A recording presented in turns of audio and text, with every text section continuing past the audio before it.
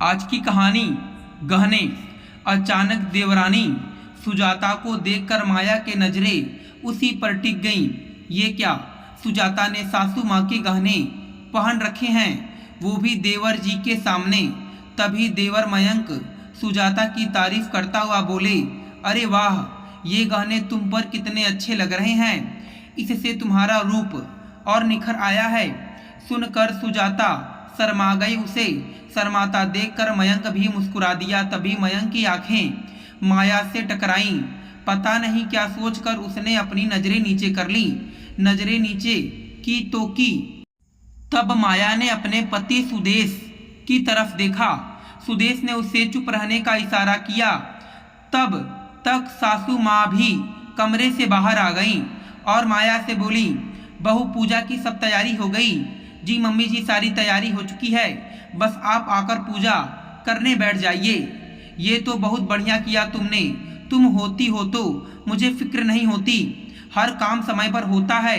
अब तुम दोनों बहुएं भी आकर बैठ जाओ ताकि जल्दी से हम लोग कथा कह लें। कहते हुए सासू माँ वहाँ बैठ गई। तभी सासू माँ की नज़र माया की तरफ गई। उसे देखकर वो बोली, अरे बहू, तुमने गहने नहीं पहने? ये सुनकर माया ने कहा, मम्मी जी आते समय जल्दी में गहने वहीं छूट गए, हमारा मम्मी के यहाँ जाना नहीं हो पाया। अभी अभी मम्मी का फ़ोन आया था, कह रही थी कि तुम तो गहने यहीं छोड़ गई, पूजा में क्या पहनोगी? अच्छा, तो अब तुम क्या बिना गहनों के ही पूजा में बैठोगी? बेटा, तुम सुहागन हो, गहने पहन कर ही पूजा में बैठा करो। सासू माँ ने कहा, पर मम्मी जी अब तो गहने भूल गई हूँ ना। कोई बात नहीं, इस बार तो मैं आर्टिफिशियल गहने पहन कर ही बैठ जाऊंगी। माया ने जवाब दिया, अरे मेरे होते हुए तुम आर्टिफिशियल गहने क्यों पहनोगी? अभी तो मैं हूं ना। सासू माँ ने कहा।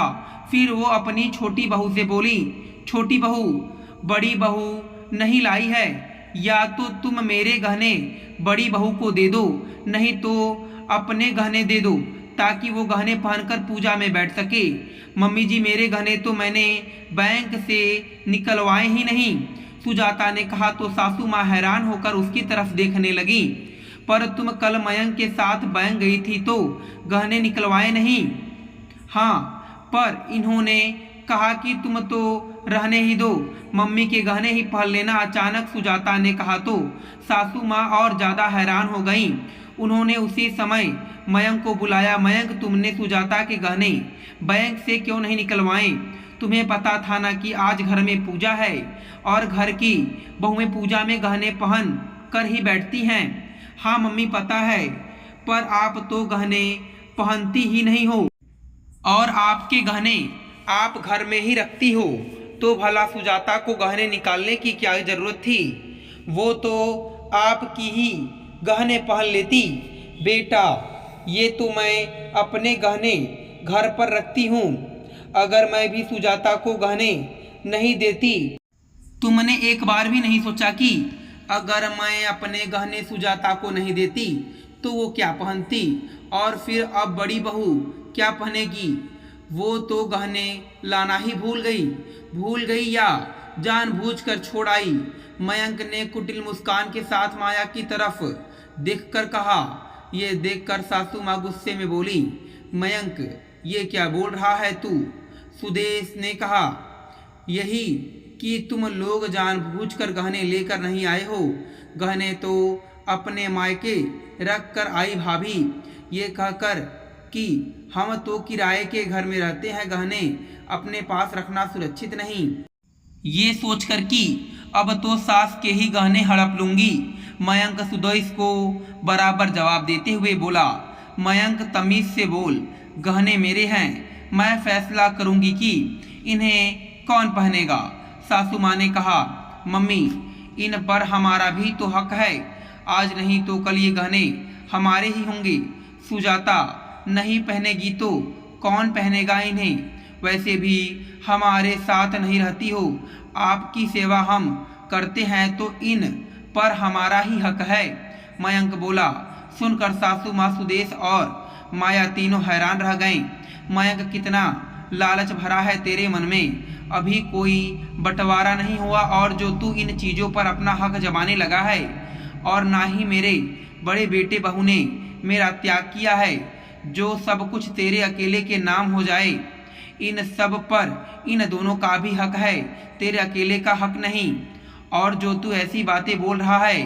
सासू माँ ने कहा, मम्मी, मेरा दोस्त सही कहता है कि आप मुझसे ज़्यादा भाई भाभी को पसंद करती हो। कायदे से इन सब पर हमारा हक बनता है। मेरा दोस्त सही कहता था कि तुमने जानबूझकर ये मकान भी भाई के नाम पर कर दिया है, और बहाना क्या बनाया कि मकान बनवाना है, इस पर लोन उठाना है, इसलिए मकान उसके नाम पर करना पड़ेगा।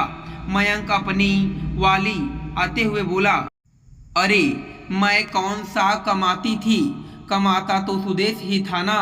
तेरी तो कोई नौकरी भी नहीं थी, तो लोन भी वही चुकाता ना।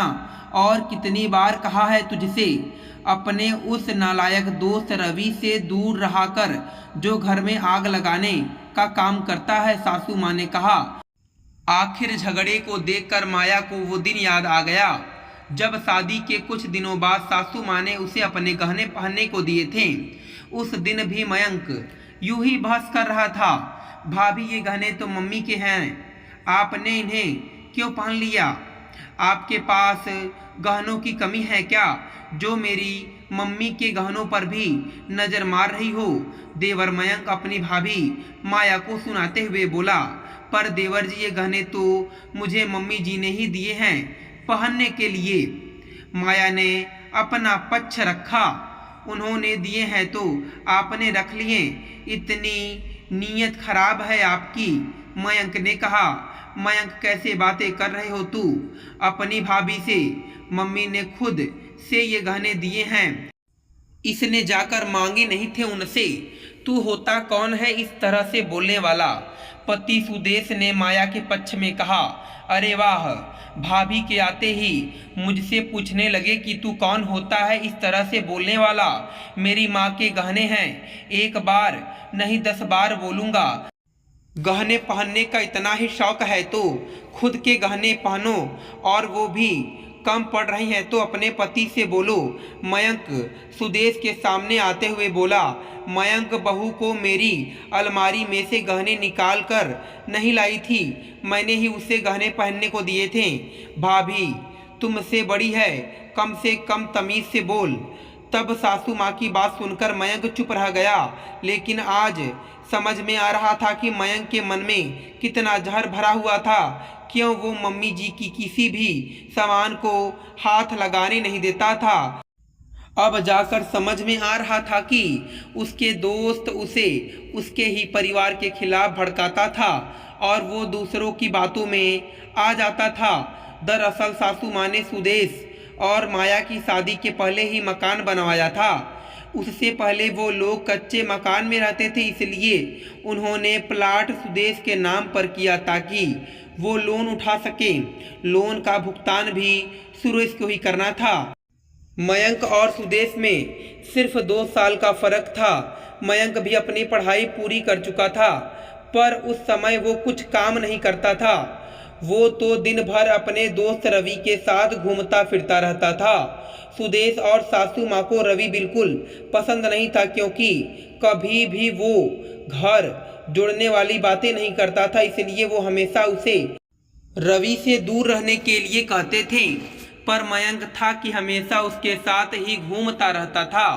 खैर, अभी उसे सबने समझाने की कोशिश की, खुद सुजाता ने भी, पर मयंक इतने कच्चे कान का था कि उसे अपने घर वालों से ज़्यादा अपने दोस्तों पर विश्वास था। आखिर माहौल बिगड़ता देख खुद सुदेश ने गहने मयंक के पास ही रखने दिए, इस वादे के साथ कि जब लोन पूरा हो जाएगा तब प्रॉपर्टी के 3 बराबर हिस्से होंगे, एक सासू माँ का, एक सुदेश का और एक मयंक का। लेकिन उससे पहले मयंक को लोन का आधा पैसा उसे देना पड़ेगा।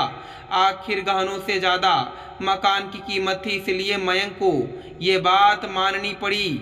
लेकिन उसके बाद अब सासू माँ कुछ दिन मयंक के साथ रहती तो कुछ दिन सुदेश के साथ। ताकि मयंक को ये गलतफहमी ना हो कि वो अपनी माँ को पाल रहा है तो सब कुछ उसका होगा। दोस्तों, मैं उम्मीद करता हूँ कि आपको यह कथा पसंद आई होगी। फिर मिलेंगे आपसे अगली कथा में। आप सभी का धन्यवाद।